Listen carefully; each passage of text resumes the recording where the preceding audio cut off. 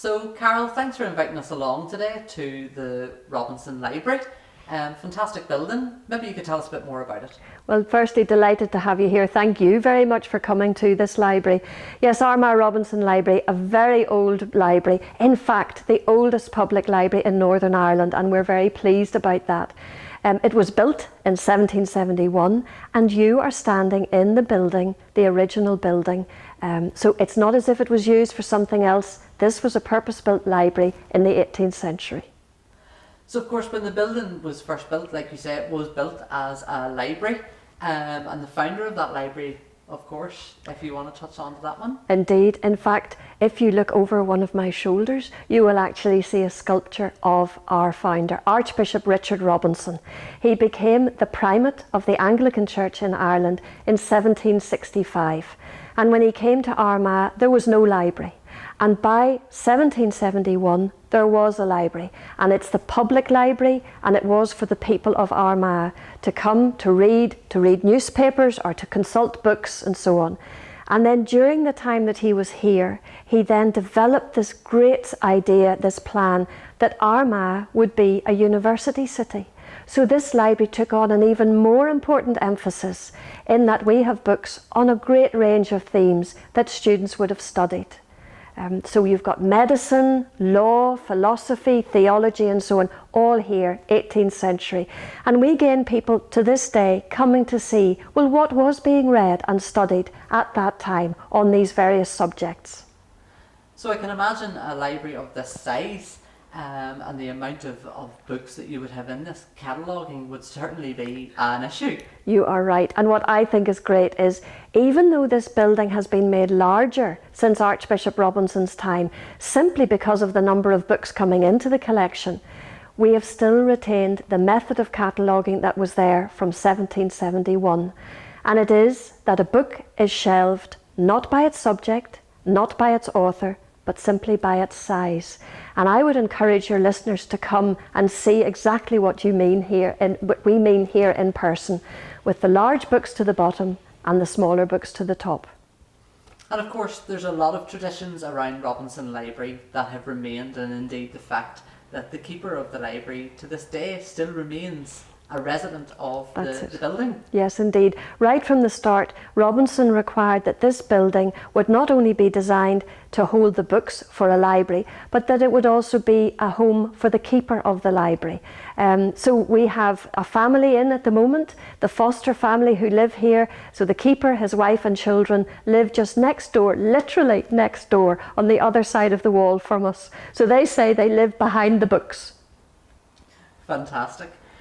So, of course, there's many artefacts across the library and within the premises. There must be something that stands out the most to you. Oh, I was hoping you wouldn't ask me that in a single word, as in one particular thing. I hope you can understand.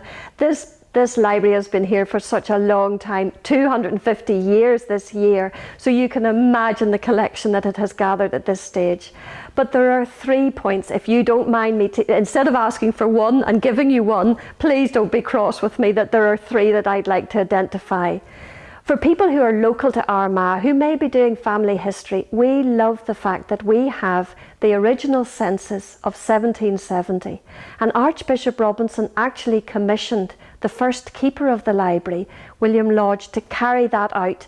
And we have the handwritten manuscript here, so you can see what trades, what professions were being held in Armagh. And I think Robinson did this to find out, well, were there stonemasons, were there carpenters, were there builders, so that people would be locally here and employed to do the building for the library and other buildings.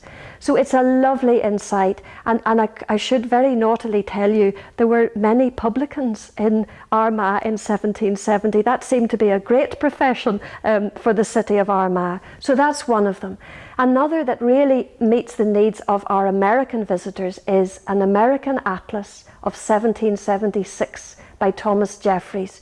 Beautifully coloured, beautifully detailed, showing depictions of the coastline on the east coast of America, the coastline on the west coast, with still some of the central area of America to be discovered. So it's a very fine copy, and American visitors really enjoy taking a look to see what was known of their state in 1776. And then the third piece that I will mention to you is the work of Jonathan Swift. I could not finish without mentioning that. We have the 1726 copy of Gulliver's Travels, and it was Swift's own copy. And we know that for sure because in it are all the changes that he wished to have made. Because when he started to read his first book, or I should say the first edition, he could see that changes had been made by the publisher and Swift knew nothing about them. So he was angry, understandably. So it's this very copy in which he has written all the changes in the margins. And then he took this copy to a second publisher and said, I want you to print this and publish it with all the changes made. And that did happen. And in case that leaves any of your listeners thinking, well, why would a publisher do that? The publisher knew very well that Swift was criticising people of importance of the day. He wasn't naming them, but he knew that readers in 1726 would find a connection, would know, that was the king he was criticising, or the prime minister, or other people. So he made the changes. He was worried that both he and the author could have ended up in prison as a result. My goodness. So of course, that touches on the beginning of the library. Of course, more recently, it's actually been used as a film set. It has indeed. You can understand why the views that you're going to see here, and for people who have visited here, it is ideal for that. And we've been involved in some very interesting dramas that people know of. For example, the Frankenstein Chronicles, some of that was filmed in here, where it was meant to be the lead actor, Sean Bean, coming to investigate some research that was being done. Now it was his stand-in who came at the time, so we did not see Sean Bean physically here in the library, but it certainly was filmed here. And another time there was a drama to do with Death of a Nightingale, and that was using the residents of the library much more for that. And it was Jamie Dornan who was one of the characters. Now, to my colleagues' disgust and regret, he did not come either. A stand-in did too. But I like the idea that people have used here. They can see the value of this lovely backdrop as a film set. And we hope there'll be more. So of course, it's fantastic to see the library back open again and welcoming guests. What are you most looking forward to moving forward into the coming months?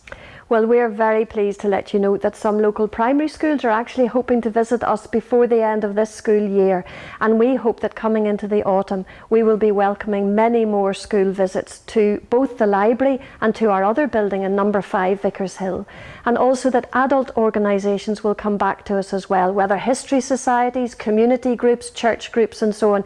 We very much hope that we will welcome people back and that we will hold events again for people to come to visit, because we'll still be 250 years old right to the end of this year.